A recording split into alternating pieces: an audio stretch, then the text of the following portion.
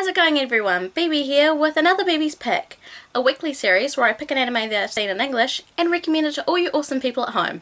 So this week I'm recommending Princess Jellyfish.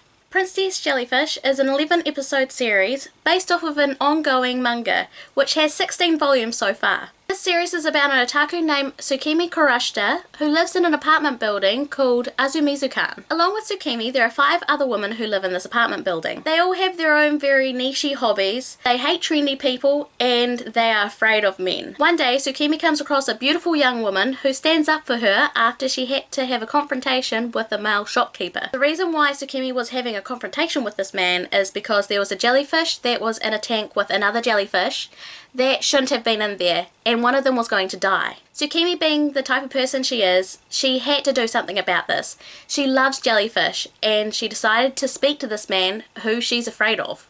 Unfortunately, this didn't go very well, and that's how the confrontation started. Going back to the beautiful young woman, she helps Tsukimi and stands up for her.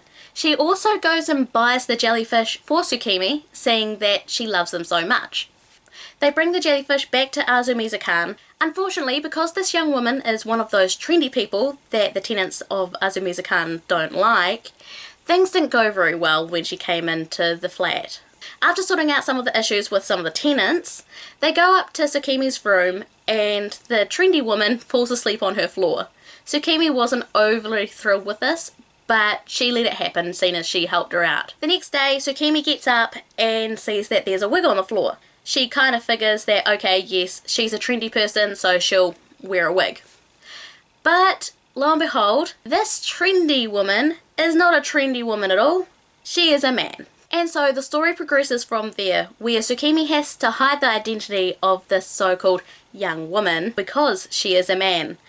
Azumizukan has a very strict rule on men. No men allowed. This series is an awesome series. It's one of my favourites, and it was made by Brainspace Studio.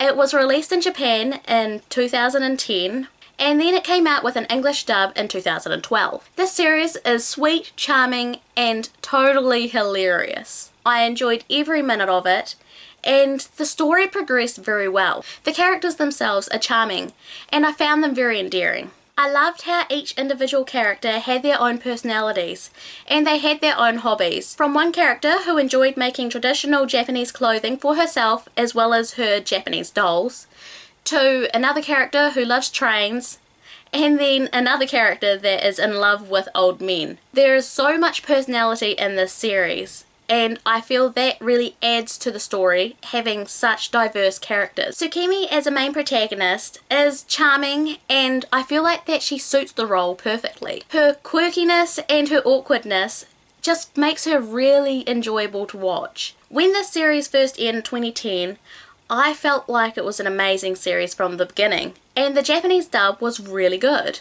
Then once it was released in English, I found that the story was even better. I found that there were things that I missed out from watching the English subtitles.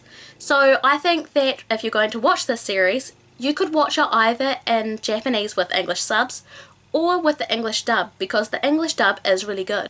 The story was written very well, and at no point I found myself getting bored. As an 11 episode series, it is quite short, and the pacing is very well done. There are no filler episodes, and it just goes from point A to point B to point C, which is great because I find that even though it is an 11 episode series, for a lot of series that are 12 to 24 episodes, there are multiple filler episodes, so it was refreshing to see that we didn't have the fillers in this series. The downside of this series is because it's so short, they don't go very far into the romance aspect of the anime.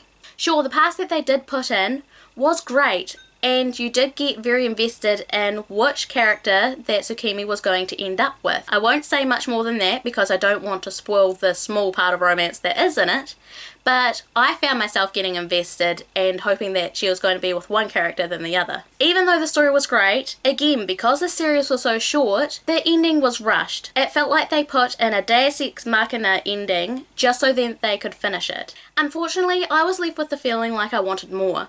I felt like that there was going to be a second season when I first watched this in 2010, and it's 6 years later and there's still no second season, which is unfortunate. It did, however, get a live action film. I haven't seen this. It came out in 2014, and I must say that the visuals from this movie does look really good. The characters look like they were cast really well, and so I'm probably going to check it out when I get the next chance. Overall, this series is a light-hearted, funny, and just overall charming series. And one of the most best parts of this series has a very positive message that even the most awkward of people are beautiful, and that you can be who you want to be. I would say that if you enjoy series that have a deeper meaning, like Welcome to the NHK or Watamote, then I think that Princess Jellyfish will be right up your alley. And that was Bibi's pick, Princess Jellyfish. Have you seen this series? What do you think of it? Let me know in your comments down below. I'm looking forward to reading them all. If you like this video, please make sure to give it a big like. I'd really appreciate it, and share it out to all your friends. If you haven't already, go have a look at the rest of my channel. I do weekly anime recommendations, weekly anime news twice a week, and I've got so many other anime content on there. I'm sure you'll find something interesting to watch. I'm on social media. I've got a Facebook and a Twitter. So if you want to say hi and have a chat, make sure to follow me and like me on there. I'm online constantly, so I look forward to seeing you. If you want to see more from me and more content like this, then please make sure to subscribe for a wide range of anime content. From Mo to Mika, thanks for watching, and I'll see you next time. Bye bye!